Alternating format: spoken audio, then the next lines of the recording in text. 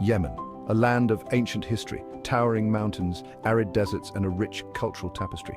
But beneath this beauty lies a history of conflict. Tribal and sectarian tensions have simmered for centuries. Yemen's location has always been strategic. It sits at the crossroads of trade routes connecting Asia, Africa, and the Middle East. After World War I, North Yemen gained independence in 1918, while the South remained under British control until 1967. The country unified in 1990, but deep-seated divisions persisted. The discovery of oil in the 1980s brought both hope and hardship, exacerbating inequalities and corruption. In the heart of Sada, a movement was brewing in the 1990s, fueled by a desire for social justice and religious revival. This was the birth of the Houthi movement, named after its founder Hussein al-Houthi.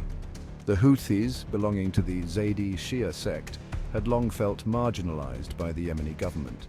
Hussein al-Houthi, a charismatic leader, accused the government of corruption and discrimination. He called for greater autonomy for the north and a return to traditional Zaydi values. Initially focused on peaceful activism, the movement turned to armed rebellion after Hussein al-Houthi's death in 2004. His death ignited a full-blown armed rebellion. The Houthis proved to be a formidable fighting force, exploiting the rugged terrain of northern Yemen. Their ranks swelled with recruits fueled by anger against the government. As the conflict escalated, so did the suffering of the Yemeni people. What began as a domestic political struggle morphed into a complex humanitarian crisis. The United Nations describes it as the world's worst humanitarian crisis. Millions are trapped in a cycle of violence, displacement, and disease. Food insecurity is rampant, with over 17 million Yemenis affected. Malnutrition rates are among the highest in the world, with devastating consequences for children.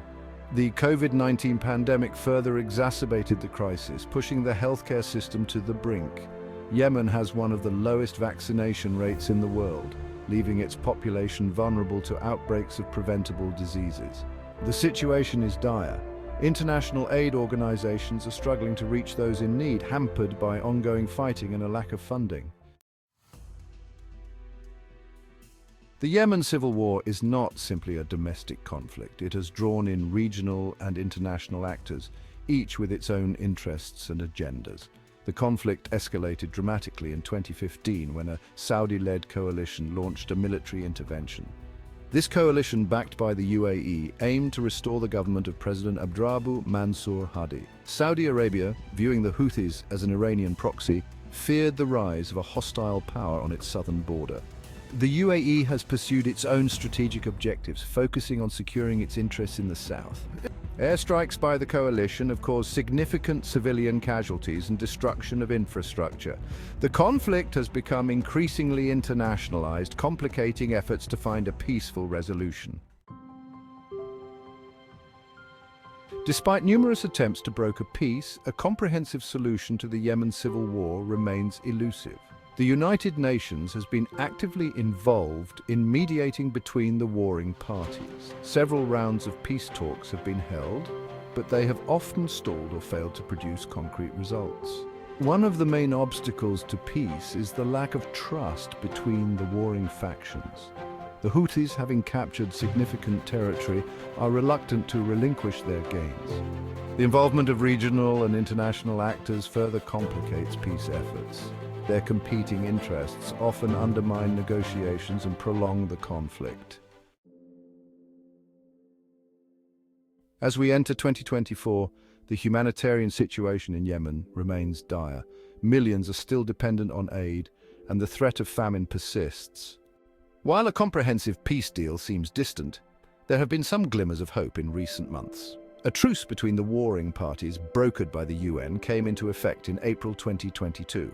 While fragile, it has significantly reduced violence and allowed for some humanitarian relief.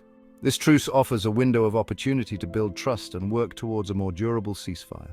Human rights advocates and the international community continue to pressure all parties to prioritize the protection of civilians. There have been renewed calls for accountability for human rights violations and war crimes. The road to peace in Yemen is long and arduous, but the recent truce provides a glimmer of hope.